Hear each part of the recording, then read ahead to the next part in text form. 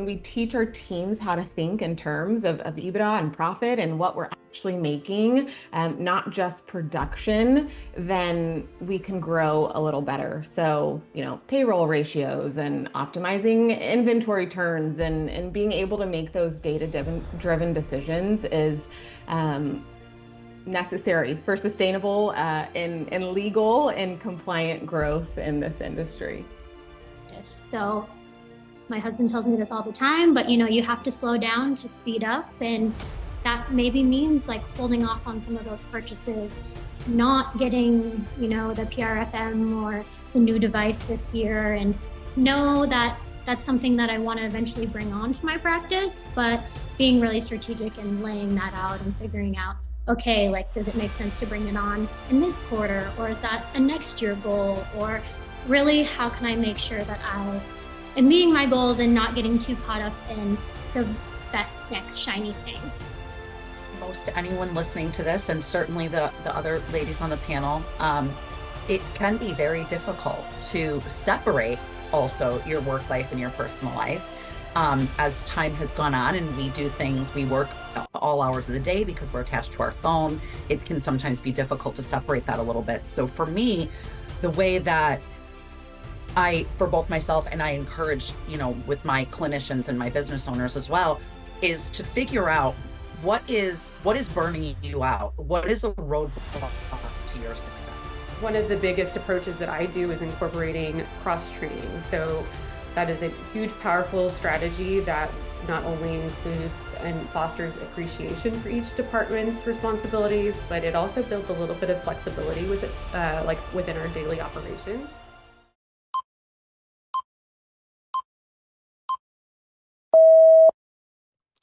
Good evening and welcome to the Business of Aesthetics Annual Expert Panel webinar. This empowering discussion is designed to help you navigate challenges, leverage opportunities, and build a thriving career in aesthetics. Thank you for joining us, and a huge thanks to our panel of renowned industry leaders for being here.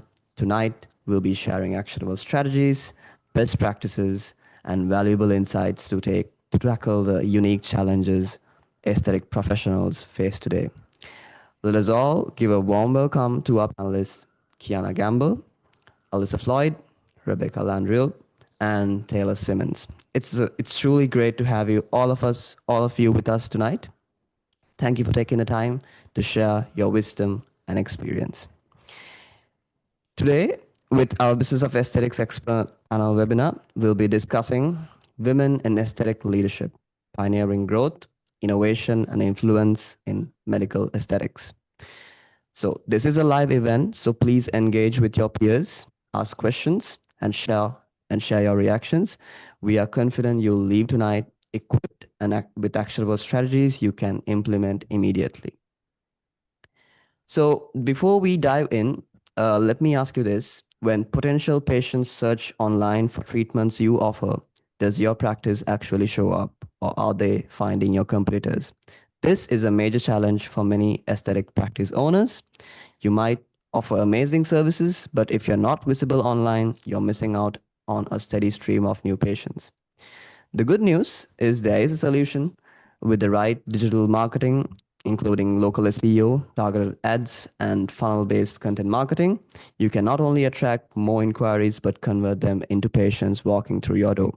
Stick around until the end of tonight's webinar, because we have something special for you that can help you take your practice's online presence to the next level. Now let's get started to introduce our panelists tonight. So tonight we have Kiana Gamble. Kiana is a doctoral prepared nurse practitioner and founder of Natural Aesthetic and Wellness in Spokane, Washington. With over 4 years experience as an aesthetic nurse injector, she combines clinical skill and artistry to achieve natural results. As a mentor and a podcast host, Kiana is committed to educating and empowering both patients and fellow injectors with a focus on integrity and ethical care. Next up, we have Alyssa Floyd. Alyssa has a healthcare executive and clinical operations leader in Austin, Texas, with over 15 years of experience in dermatology, plastic surgery, and oncology. She manages a multi-million dollar aesthetic practice and is recognized for streamlining operations and promoting growth. Elisa's holistic and data-driven leadership ensures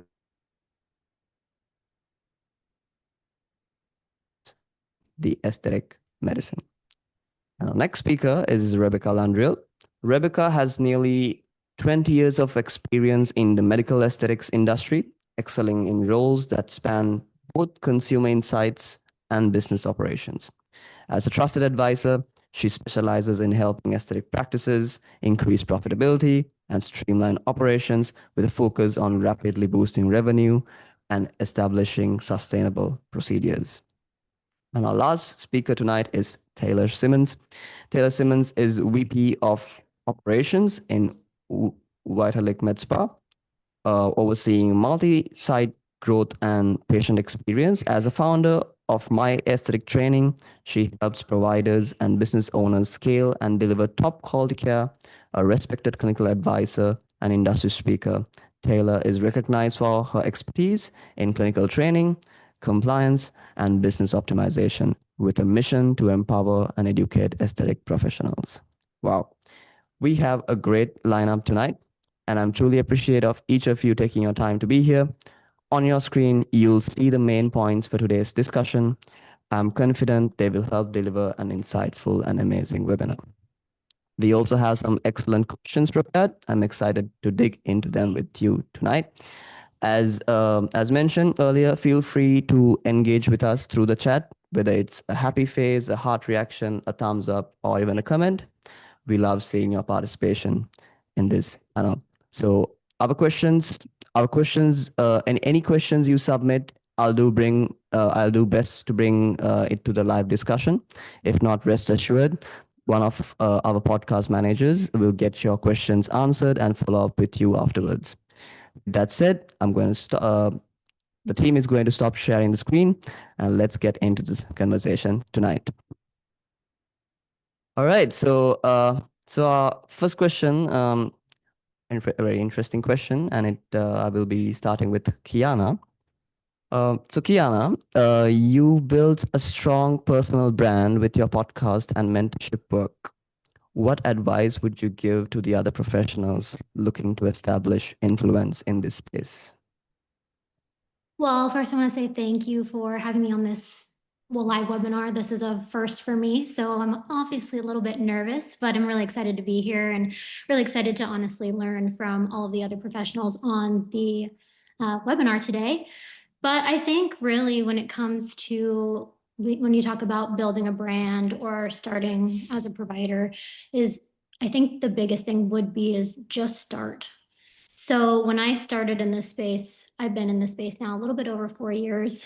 I started by just sharing my journey. You don't honestly know what's going to stick until you throw something out there. And I think myself included, we can get bogged down in wanting to find that perfection or really, I don't know, iron out all of those wrinkles to where we can feel comfortable to share something. But the biggest advice, again, I have is just start, share. You'll kind of get your groove and you're going to kind of find your voice. But me starting to share my journey actually led me into creating my podcast, which is Aesthetic Chat with Kiki. And I created it because I honestly looked around, and at that time there weren't really podcasts that were geared towards, that newer injector or someone starting out. And I wanted to create a resource that other people could benefit from that I had wished I had had. And so I think that that's something that newer injectors can take with them is if you're seeing a gap in the space or you're seeing something that you wish that you had, create it. Start, like you can do it. And there's so many different resources out there to, get started and do those different things. And so that was for me kind of how I got into the space.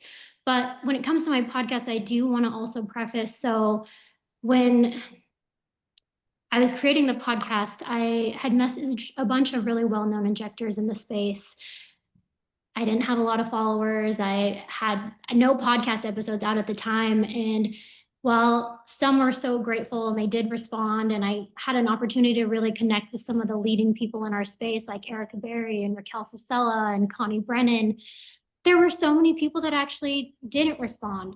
And so I want people to take that as, it wasn't like a win right away, but just really put yourself out there and things will stick. Another thing that I want to really, really preface is like in the aesthetic space, it is so fun. Honestly, it's so fun. So you really should be enjoying what you're doing. And if you're at that point where you starting or in it and you're not enjoying what you're doing, pivot. Like there are good days and there are bad days in aesthetics, but overall, you'll find what that niche is and you'll find what you're passionate about and you'll be able to find as kind of, I don't even know the right word, as maybe basic or, something. You will find your people and you will find that space and like you'll find those patients that really align with kind of your brand and what you're really trying to achieve. And it just takes time. So put yourself out there and just be patient with yourself. Thank you, Kiana. That was really insightful. So Alisa, in aligning multidisciplinary teams, what specific approaches have you used to foster an inclusive environment that empowers women to excel in operational leadership roles?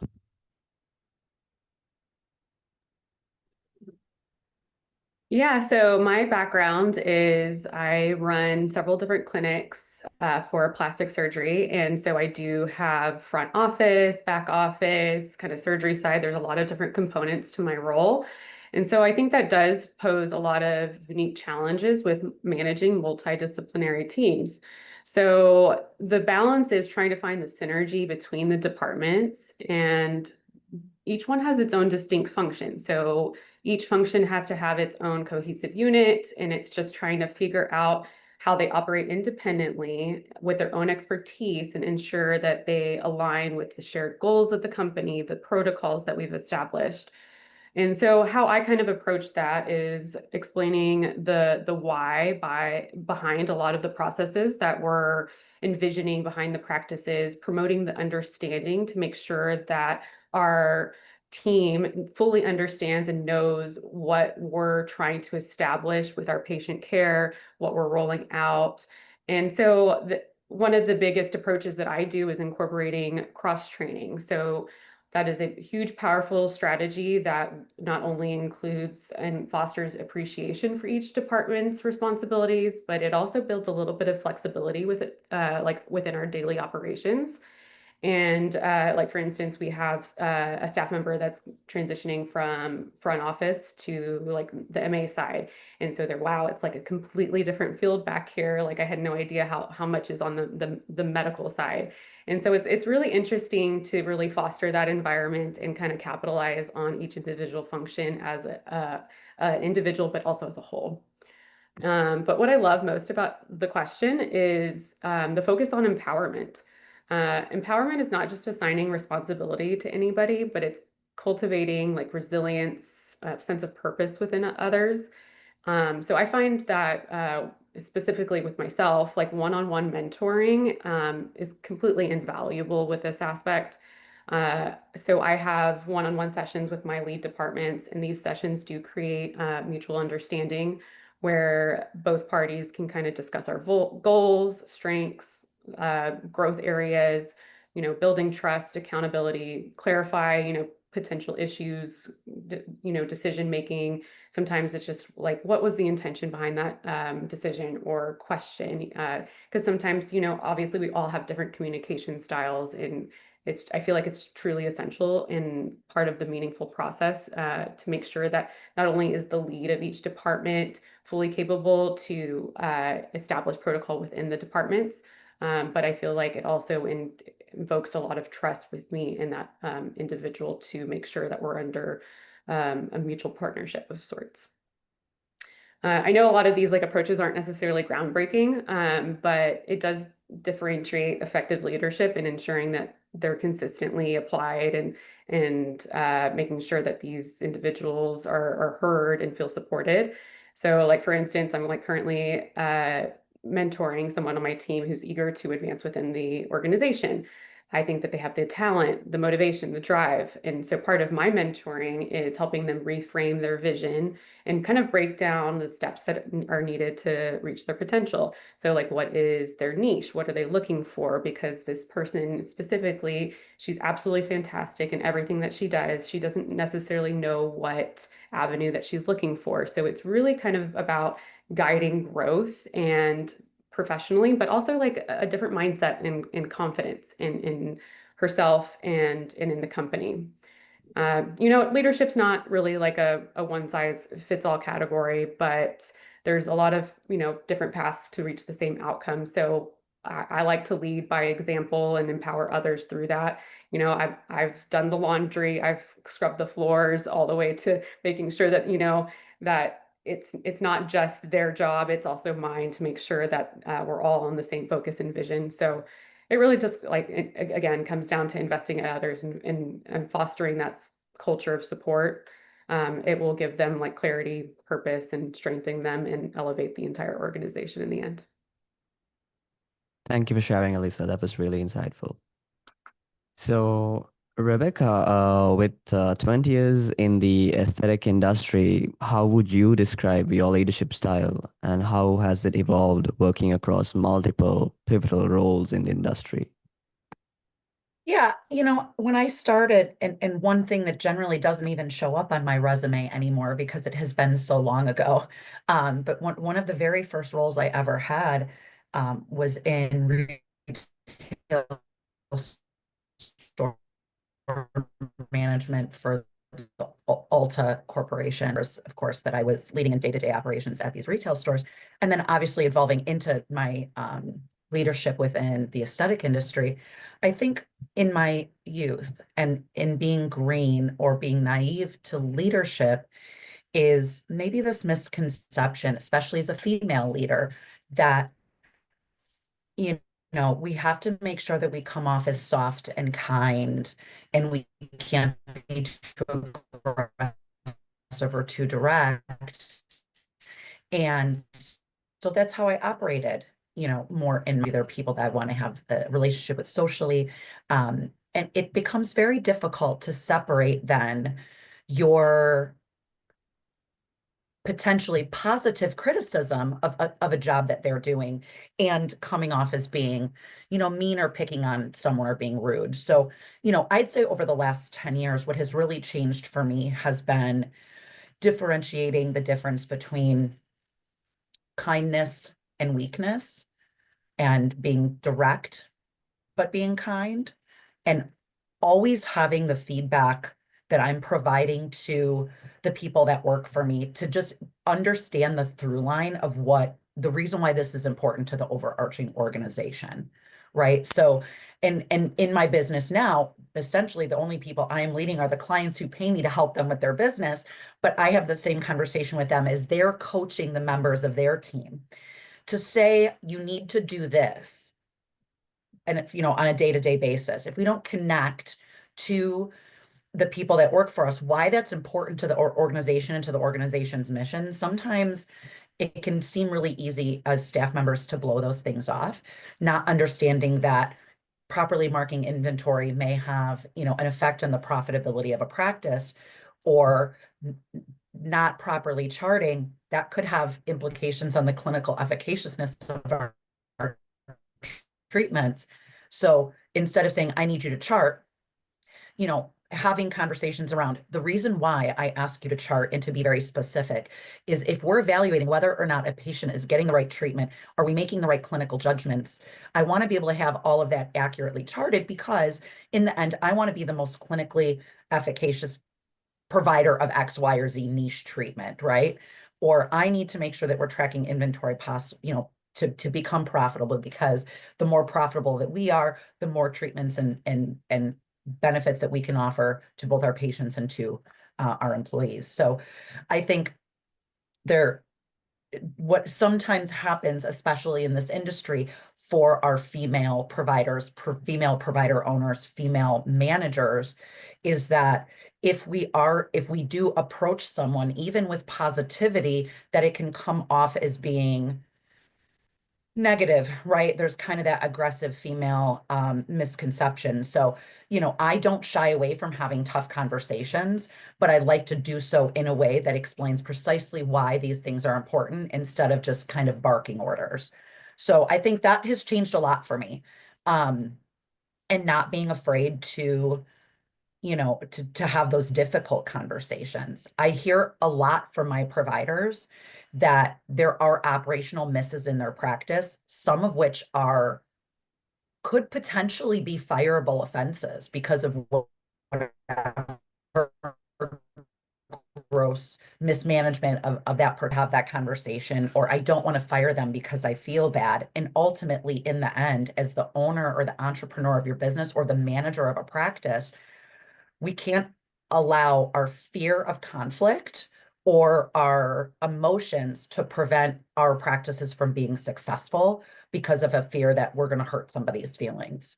In the end, we have to look at all of these things as these are the standards that I'm upholding because this is going to make my business effective. And I need you to operate at those standards, or unfortunately, there just isn't a place for you here. And I think having something that I tell my practices, if you don't know how my providers, like ChatGPT is a beautiful thing now, right? If you say Yep. to yourself, I don't know how to send this email or like come up with a script of what to say to my client or to my employee because I'm afraid I'm going to get emotional, or I'm afraid that Mm. it's going to come Yeah. off harsh. I fired into ChatGPT, exactly how I felt and said, can you please clean this up and polish this in a professional manner so that I may send this off. And it's a beautiful thing. Mm. It takes the guesswork out. And so I would encourage anyone who's like, I just really struggle with those tough conversations to, ensure that you can go to something like a chat GPT and it will really help you out. And then just from the process of bringing somebody on board, when you hire someone, these are not things that we can shift in the middle. We have to really set these standards right from the beginning. Thank you, Rebecca. That was really a great way to share that perspective.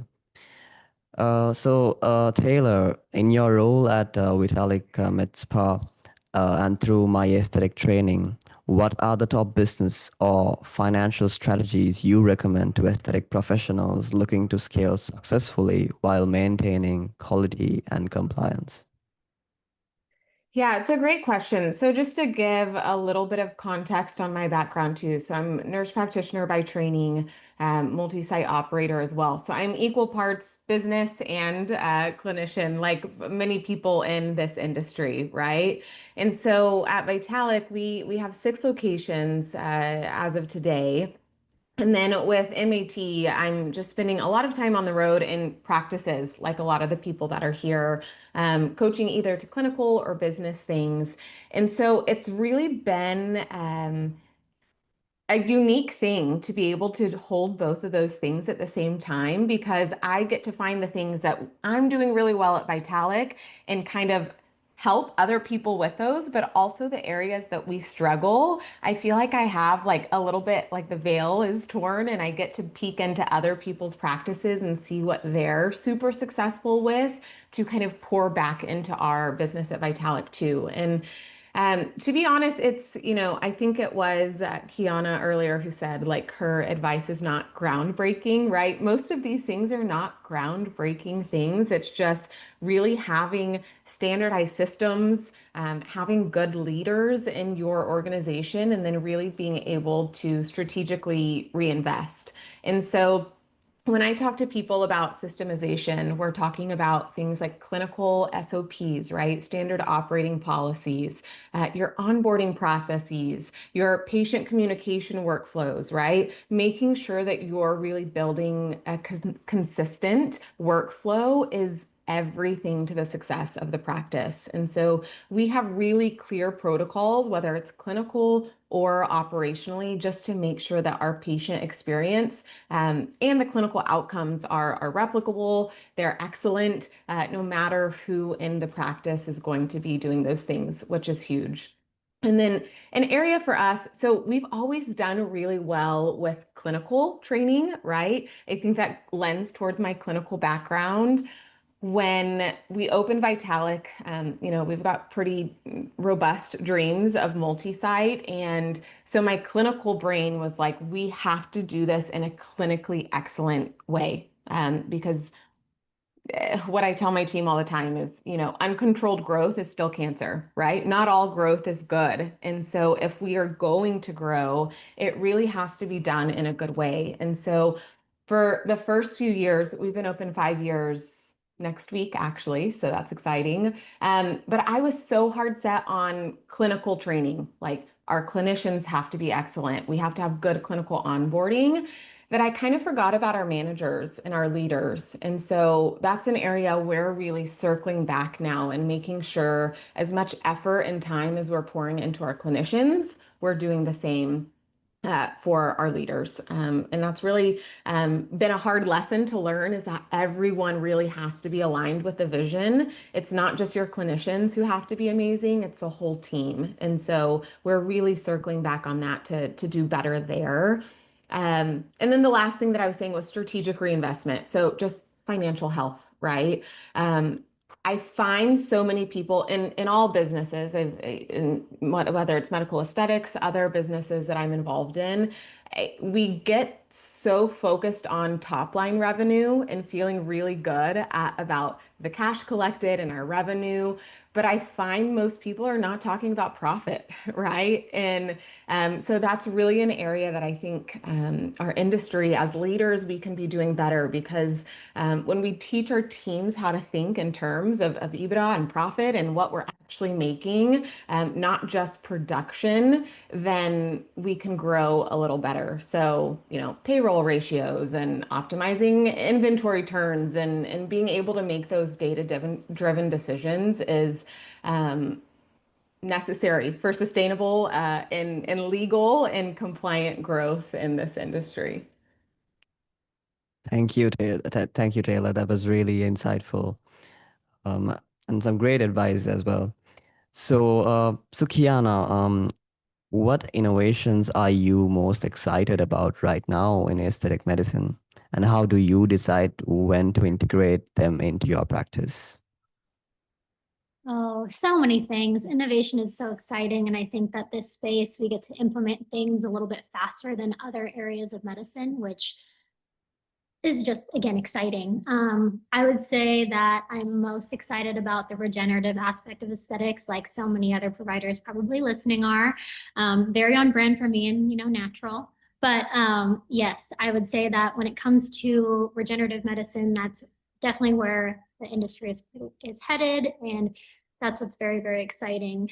But I think that, and Taylor, you said it, that not all growth is, positive growth, and uncontrolled growth is, I think you even said, cancerous. So I think when it comes to thinking about bringing in different innovations, bringing in different products, devices, we really have to be strategic and not lose sight of our end goal. I think being in the position where I would say that I'm the CEO and the owner of my practice, but I would say that my strong suit is more of like the visionary and giving really exceptional aesthetic results. But I would say that more of like my weak side would be more of that managerial aspect, looking at, in the last 2 years that I've been open, I've learned a lot about, P&Ls and ROIs and all of these things that are really important, that are just beyond just giving a patient a really good result, but matter as well. Again, Taylor, you mentioned that you felt like your leadership kind of not took a backseat, but they weren't as developed throughout the whole growth journey. And trying to be really cognizant of that as I do scale and build my practice. So my husband tells me this all the time, but you have to slow down to speed up. And that maybe means like holding off on some of those purchases, not getting, the PRFM or the new device this year, and know that that's something that I want to eventually bring on to my practice, but being really strategic and laying that out and figuring out, okay, like, does it make sense to bring it on in this quarter, or is that a next year goal? Or really, how can I make sure that I am meeting my goals and not getting too caught up in the best next shiny thing? So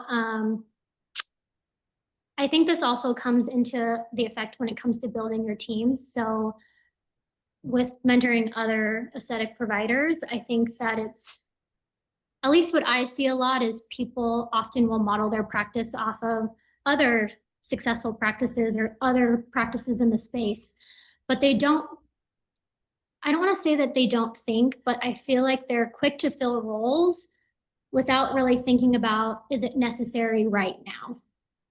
So I think really evaluating what is a need versus a want, and really kind of looking at that 5-10 year plan and really kind of reverse engineering and figuring out where that all aligns in your plan, and trying to stick to that is going to be really key when it comes to innovation and bringing on new devices and the next best thing in aesthetics. Thank you for sharing that, Kiana. So, Alisa, from your perspective, what emerging trends should women in aesthetic medicine watch closely? And how can mentorship shape the next generation of female leaders in this space? I think this kind of actually goes really hand on hand with what Kiana just kind of talked about recent trends. And I think that there's been a huge generational push in guiding forces for a more natural approach to aesthetics and medicine. A lot of like treatments such as like NAD injections, PRF biofillers, they're starting to pave their way into almost becoming an industry standard now. And they're creating a new landscape for how we visualize our future in aesthetics. So I think that, like, if you think like generational speaking, like the older generations had really truly embraced the science-driven synthetic approach of interventions such as like fillers and threads, and to achieve that youthful appearance. Obviously, there's just like so many more. But the focus is now kind of turning more on a systemic approach, which I kind of really love, because it's really asking the question of like, how do you utilize your own body to create and like slow down the signs of aging? How do we, as like innovators, like tap into that industry? And so we're kind of entering an era of science that's like steering us towards like we're biohacking our own beauty from like within. And so I think that a lot of like celebrities are like like almost aging backwards these days. So you're like, how are you doing it? Are you getting a facelift? Are you doing this? It's like, no, we're incorporating things like soft wave and NAD, like so many more natural lasers to kind of propel these things forward. And obviously, like traditional HA fillers play an important role in aesthetic treatments, but like younger generations are increasingly mindful of what is being introduced into their bodies. And so I think we have to anticipate a growing demand for these biostimulatory and cellular regenerative treatments. So just like anything, like the landscape of medicine is evolving. And so I think that, we have to approach our mentorship and training styles and aesthetics to evolve to that capacity too. And so, kind of like we're going from within. So kind of cultivating that talent from within the potential of those individuals. So I think that this movement could foster a new generation of like creative, self-taught innovators, especially like with the right guidance with people such as ourselves, to kind of help shape the next phase of aesthetic medicine and propel these initiatives forward. I think the big problem kind of becomes like what motivates these individuals and like how do we keep them self-engaged? And I think a lot of it, myself included, and Kiana kind of talked about how, and Taylor, how like you guys were talking about like the educational component with your clinical staff. And so a lot of it is just, presenting that science-backed data for these type of treatments and encouraging them to continue asking questions, enriching their minds to like wanting more. I know that especially with like Gen Z, they're always on TikTok. They're looking for, the new best thing. Like, why is this? They're all asking a lot of questions in those office visits, and it really does kind of keep us on our toes, which I think is great and fascinating in so many ways to make sure that we're also kind of thinking about what's next. Awesome advice, Elisa. Thank you for that.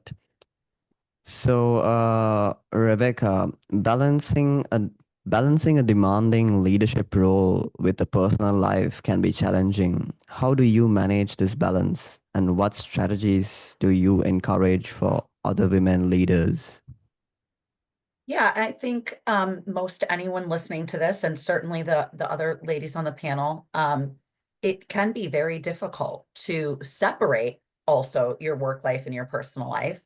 As time has gone on and we do things, we work all hours of the day because we're attached to our phone. It can sometimes be difficult to separate that a little bit. So for me, the way that for both myself and I encourage, with my clinicians and my business owners as well, is to figure out what is burning you out? What is a roadblock to your success? If it's something at home, like your house being clean is something that you've let go or something that stresses you out, then hire the person to clean your house, right? We can't be everything to every. That is a roadblock. We are finding that we're missing missing inbound patient calls because we don't have we don't have we're not ready to hire a front desk person yet, but now we're missing inbound patient calls. Okay. Hire an AI assistant. There is software out there now that can do these things for you, right? So instead of looking at the global picture, my life is a mess, my business is a mess, I'm having all these issues, I can't figure out how to balance it, I'm really burnt out. Taking a high level look at what is the thing that is a roadblock to you doing the thing you're passionate about. And what I find, like I hear someone like Taylor, I'm sure Kiana and Alyssa as well, you really enjoy doing the thing like the clinical piece, or we really enjoy treating our patients, but maybe some of the minutia like payroll or supply ordering or patient communication and email is just something we don't enjoy doing. And therefore we might set it aside, and then it becomes a bigger issue down the road. Know what that roadblock is and find a solution for it. And that's not to say, like Kiana and Taylor have said also, it's not always let's just hire a bunch of people to do a bunch of things and maybe that'll help solve our problem. Often it doesn't, because then people management becomes the thing that you end up spending most of your time doing versus treating patients. Yeah. But maybe it's looking at, there are a lot of EMRs out there that have more automation now, and they have marketing and CRM capabilities built in. There's so many of these loyalty programs now. Not every software out there is wonderful. We all know that. We've all probably made a mistake with partnering with certain softwares or companies in the past, but there are good ones out there that can help balance, what it is that is roadblocking your success within your practice. And that could also, and that could also be at the same time hiring for the correct role. I think I love that Alyssa talks about cross training between departments, but in a large multidisciplinary practice like that makes total sense. In a single location practice, I sometimes think we try to hire one person and then we want that person to be excellent at everything. She's an MA, she's an esthetician, she does my social media, she answers my phones. We want this unicorn that generally doesn't exist. And when we try to hire a jack of all trades, they become a master of none. And then again, we may be micromanaging one piece of that because, oh, now she's not doing the social media the way I wanted her to do it. So, or now, she's spending more time on the phone with patients than she is seeing patients. So, also knowing that we should hire an ace for a specific role and let that person develop in that role and be really successful instead of trying to have them manage multi-facets of a practice. So I think that's, hiring with a lot of intention. I spoke about this on an HR webinar with Michael and maybe last month. Yes. Really Yes. knowing what you need, taking the time to hire for it, taking the time to properly onboard, as the ladies have mentioned, because again, these key operational, repeatable procedures are key to eventually scaling a practice. So, I would just say, find out what your roadblock is, whether it's personal or it's in your business, and find a solution for it. And as you start to do that, you'll start to have more joy in the day-to-day part of the business, and you won't be locked into the minutia that that leads to a lot of provider or owner burnout that we see. Thank you, Rebecca. That was really insightful. So, since Rebecca touched the hiring part, we actually have a question with regards to hiring, a live question. Um, so anyone can answer this. Each one of you can answer this. So the question is, it goes like this: I've found it is very difficult in hiring the right staff and keep the right staff. What would be the strategy to get the right person to work for you? Anyone? Um, I will say, as a business coach, that is the feedback I get the most. So for the person submitting that question, please know you are not alone. It has been very difficult, especially over the last few years, to find consistent help, and to keep employees around, which is it's the hardest part of being a business owner, is the people management piece. Um, I once heard somebody say, hire slow and fire fast. I do, to some degree, abide by that philosophy, although finding new help can be difficult. But one of the things that I really think is important is knowing right away exactly what role that person needs to fill, being extremely clear in your job description what they're going to do. Like Alyssa has said, even she scrubbed the floors, right? So if the job Yeah. that the person's doing is going to have, it says front desk, but they're also say going to be doing laundry, or they're going to be doing light housekeeping around the office, or they're going to be responsible for something, that should be in the job description right away, because then you'll know if your qualified candidate is willing to do the job as you see it to be fit. And then to have really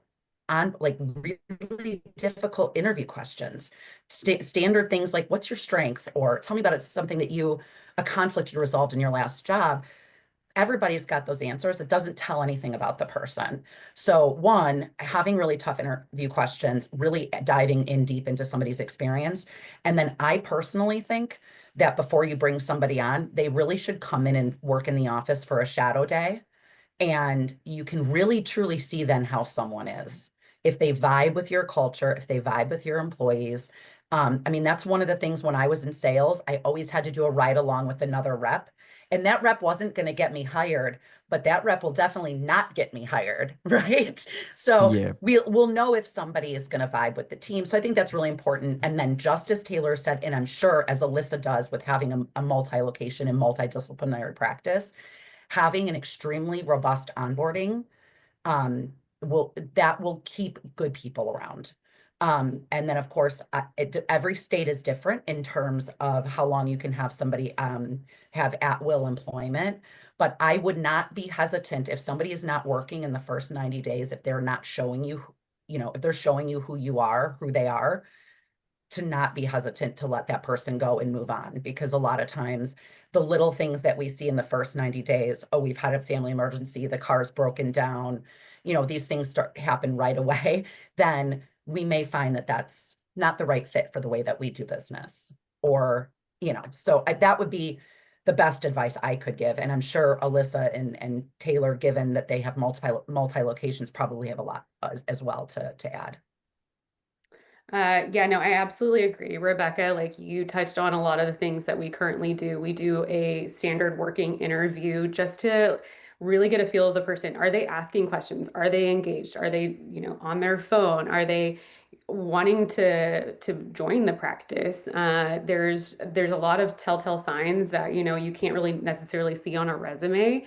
And I think that is truly forthcoming whenever they are here, like doing a shadow day with us. And not necessarily saying that, first impressions are everything, but it can be a lot. And then same for, like, as you said, a robust onboarding process. We do a 30-day, assessment, reevaluate at a 60-day, 90-day to make sure, like, we actually have someone right now that we're on the fence in the 90-day period. And it's one of those tough calls that you just kind of have to make in management of, is it a right fit for the team? Because if, as a new employee, this is kind of almost their best forward, in a sense. So it's only kind of going to go downhill from there, which is just kind of unfortunate truth of the matter. So we really have to kind of keep those things in consideration. Not to say that, that they can't pull it around and say that they're just not knowledgeable, that they're not meeting standards. So we definitely, have to kind of have those discussions and talks, and those obviously are very hard as a management standpoint. But yeah, it's also making sure that we're continuing education. Obviously things are always forever changing, practices, protocols, price points. Today, I don't know if you guys do anything with the GLP-1s, but that's, a whole gambit in itself that has changed, not necessarily overnight, but it has changed a lot of the way that we're having to code and do different things in our practice. And so obviously like my title is lead clinical educator. So it's like building those protocols, those SOPs that you're talking about, making sure that the employees themselves feel that they are knowledgeable enough and supported to make sure that they feel comfortable to be retained as well. So there's two kind of ends to the hiring process, which becomes very hard. Yeah, I'll just add two things to those. So, one thing about me, I'll always answer my questions with telling you my mistakes first. Like, this is where I failed. Don't fail in the same place, right? And so for me, it starting off, we had a lot of those challenges. So, like Rebecca said, you're not alone. Uh, it took me a while to realize that I was also the problem. And I'm not saying that's the case for the person asking this, but we didn't have our core values set. We had like some really fancy words and, adjectives to describe our team that we called our core values, but they weren't actually who we are as a team. And so it's really challenging to hire the right person when you don't even feel confident in how you move as an organization. And so it took time. If I'd be lying if I said what I thought we would be when we opened is who we are today. And it's great. I love who we are as an organization, but our core values are not what I thought they would be. And so it took us time to dial those in, and we hire and we coach and we fire to those core values. And so it gets easier once you know how you're actually going to walk as a business. And so whoever asked that, if you are not sure yet, what your core values actually are, the reason it took us a while is because what we have today they match my personal core values, but I just made the company's core values my personal values. And that's not necessarily accurate, right? They should align and they should feel very comfortable and close to each other. But who you are as the founder or the practice operator may not equate to who the business is with those core values. And then the second thing that I will add is I could not tell you the last time that I did an interview in my office at my desk. It's so easy to answer those questions, just like the girls were saying. And so I take them out. We grab a coffee, we go to lunch, we do other things because I want to see how they engage with people in real life, right? If they are not saying thank you to the barista when they order or ordering with a smile while I'm standing right next to them, then it's very clear that they're not going to answer the phone with a smile, right? Or they're not going to speak to a patient the way that we want them to when I'm not around. And so that is a big advice piece I would give is like get out of clinic, get out of the office, go see how they move in the world and see if they move the same way you want your team to move. Thank you. Thank you. Kiana, would you love to add something as well? So I'm a solo team of one, so I'm just writing all of this down. All right. Thank you all. Thank you for that discussion. So moving on. Taylor, you recognized as a thought leader and speaker in the industry. What role have personal branding and visibility played in your career journey? And how do you suggest emerging female leaders establish authority in the field? Yeah, I'm going to answer this question really as just like Taylor Siemens nurse practitioner, solo self. I'm not answering with my company, with Vitalix brand in mind. Like I'm just speaking as me personally here. And I also will just kind of clarify too my answer to this. Whenever we say branding, many of the listeners are probably thinking like logo, brand kit, colors, what fonts, right?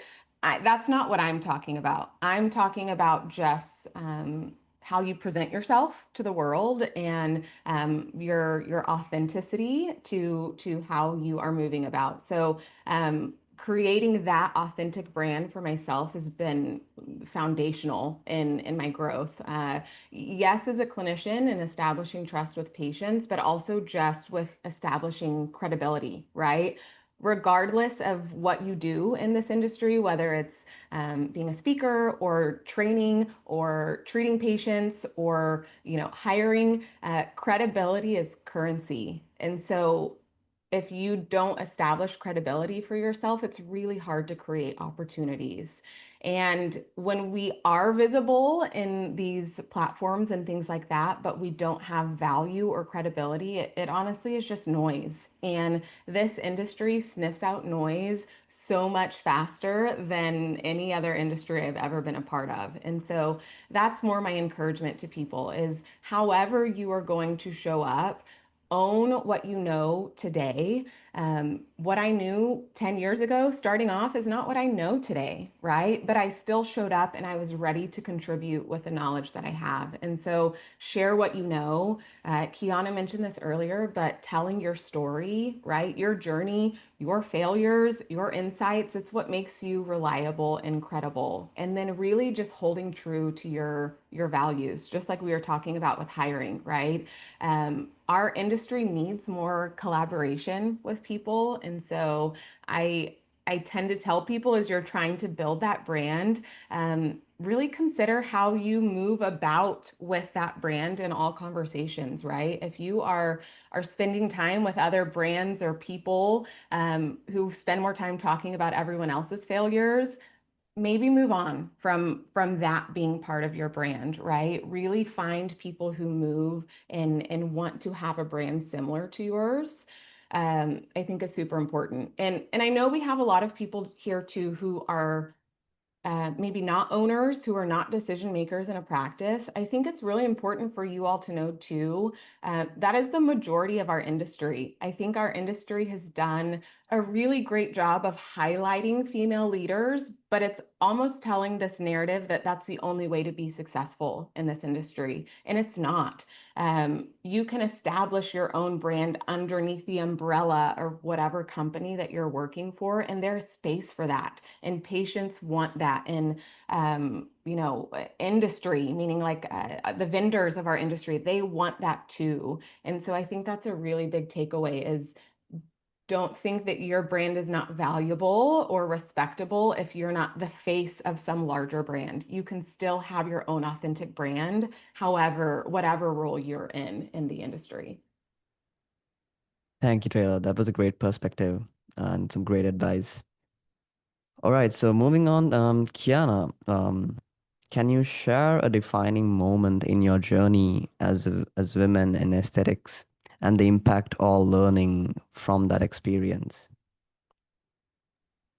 Yes. So everyone on this panel, you can tell, is so knowledgeable, and they're all very passionate and you can just feel it that everyone is very knowledgeable and they know what they're talking about and they know and they enjoy being in this space. So I think that we're all very lucky, for even those that are listening, that we get to do what we love all day long. I get to see patients, I get to create beautiful results, and I get to go home and, Rebecca talked about kind of stepping away from work or being able to separate the two. And when you're super passionate about something and you do love something, maybe this may come across unhealthy, but there is not really a large division because you're always working on it.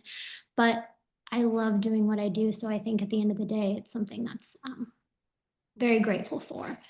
But in terms of, going through a time where I feel like I really grew and learned a lot about myself was prior to opening my practice. roughly 2 years ago, I was working for another practice, and I went through this period of time where I just felt like there was a disconnect to my values. And really, I'd noticed a pretty significant shift in like my ability to feel creative and want to be innovative and really create something that I wanted for my patients. So I got to the point where I didn't really feel comfortable sharing some of my ideas, and I felt like it was going unheard. And really, I felt overall just an unhappiness and a misalignment and who I am and what I wanted to achieve. So, yeah, I really went through this time where I just felt like I should be happy. This is what I wanted. This is like the dream, but I'm not. And like, where is that disconnect and what do I need to do to really feel more aligned and feel not just happy with being able to inject every day, but really overall going home at night and feeling just overall just happy, I guess.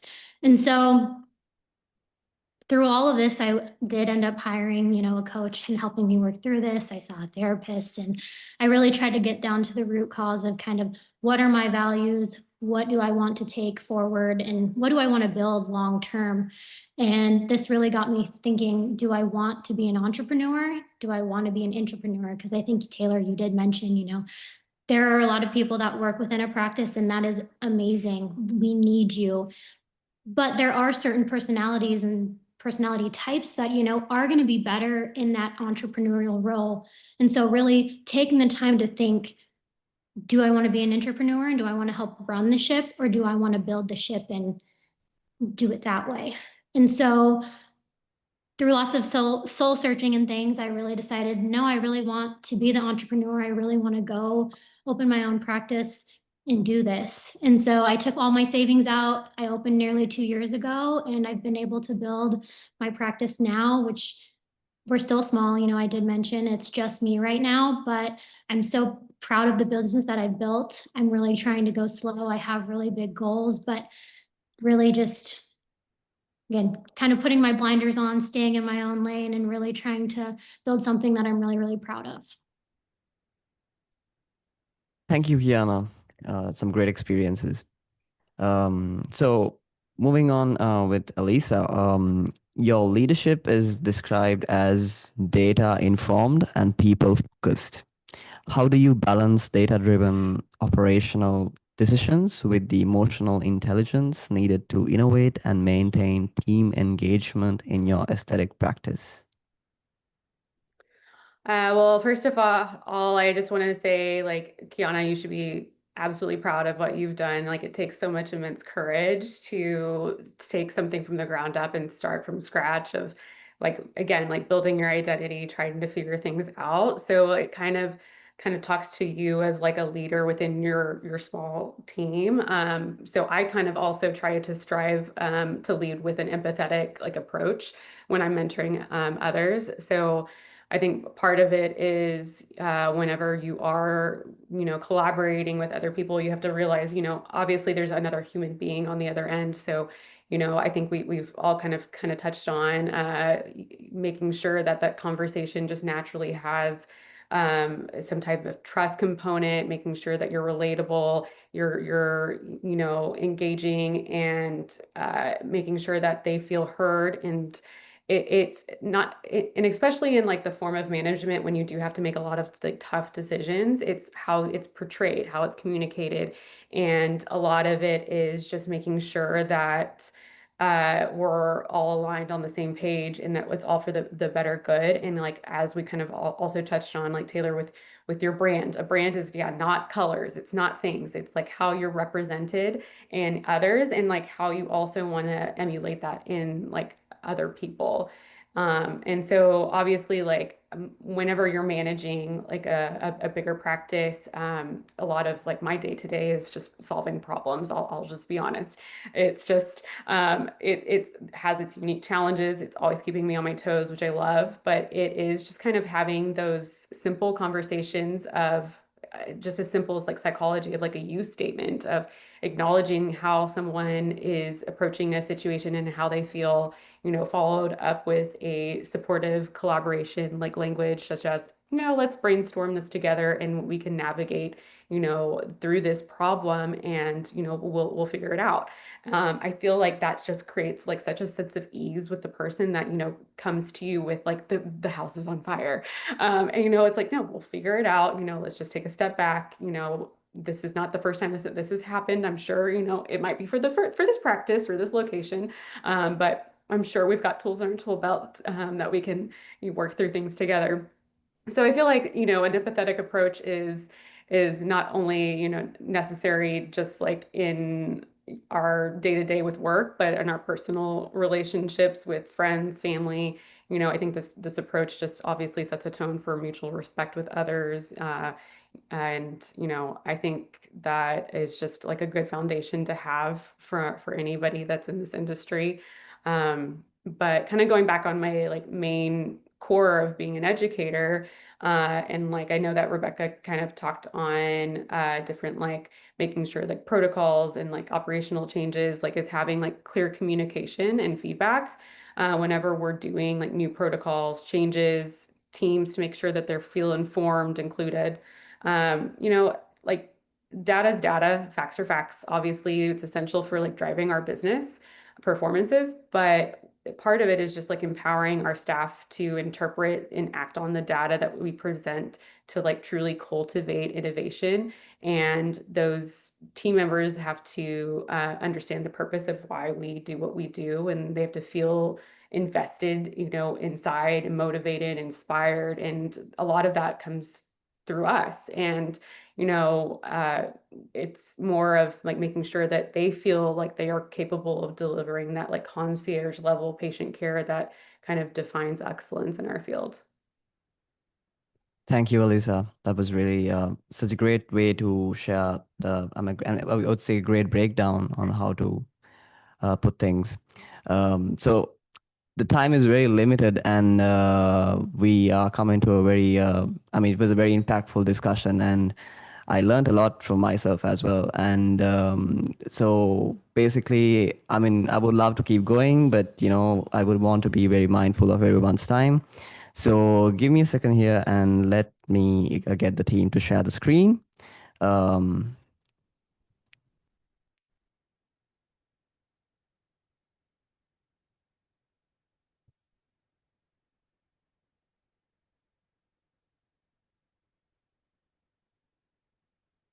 Team, can you share the screen?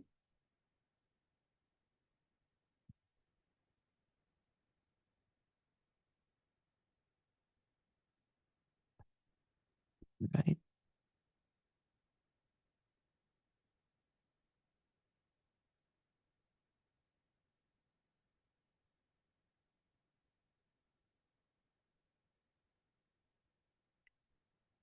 Okay, let me. All right, so I think you can see my screen. Yep.